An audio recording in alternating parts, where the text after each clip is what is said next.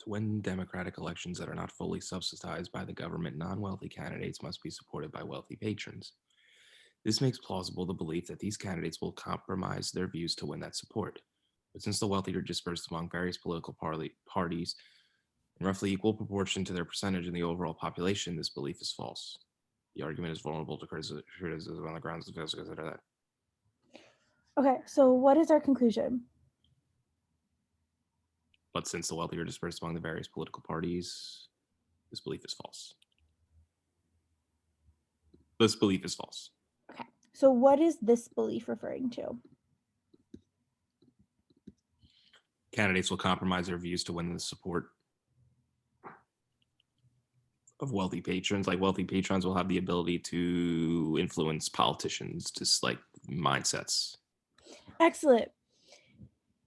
But then we say, but hey, since the wealthy are dispersed among the various political parties in roughly equal proportion to the overall population, this belief is false. What? So my prediction was just because they're evenly dispersed doesn't mean it doesn't happen. Yeah, excellent. And just because they're equally dispersed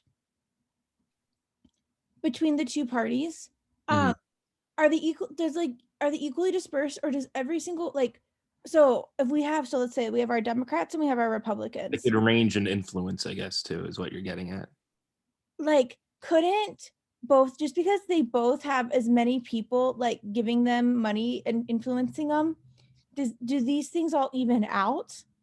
No. Or are they we just make them all the more toxic? Yeah, it makes it worse. Right, because they both are being pulled in different directions, right? Because even though they both might have the same amount of money coming in, doesn't mean it's being effectively allocated. Well, people are probably either donating to the Republican Party or people are either donating to the Democratic Party, right? Mm-hmm.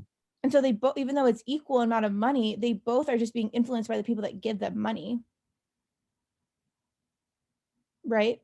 Yeah. Awesome. Okay, so go ahead and read through these answer choices for me.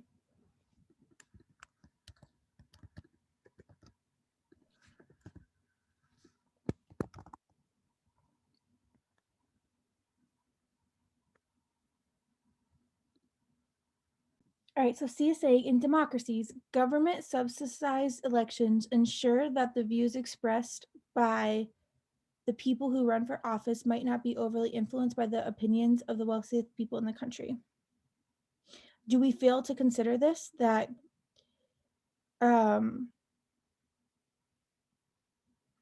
that government subsidized elections ensure that the views expressed by the people who run for office might not be overly influenced by the opinions of the wealthiest people in those countries?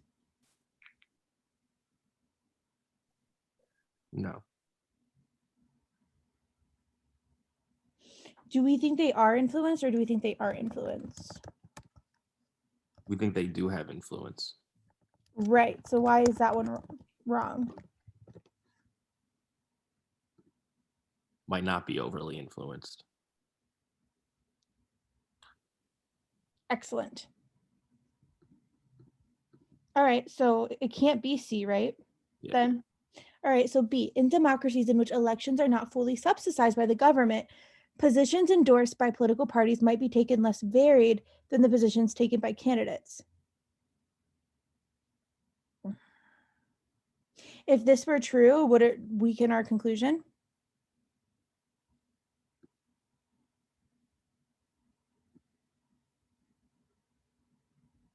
Yeah, it would weaken it.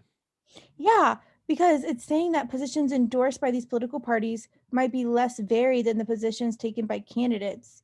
Because we remember talked about these extremeness. Mm-hmm. Like maybe we're equally split, but we have a lot of Democrats and Republicans that are close to that moderate line, right? Mm-hmm. And so even though it's evenly split, that doesn't mean that there's not other people pulling these candidates in very extreme directions. So that's why it's B.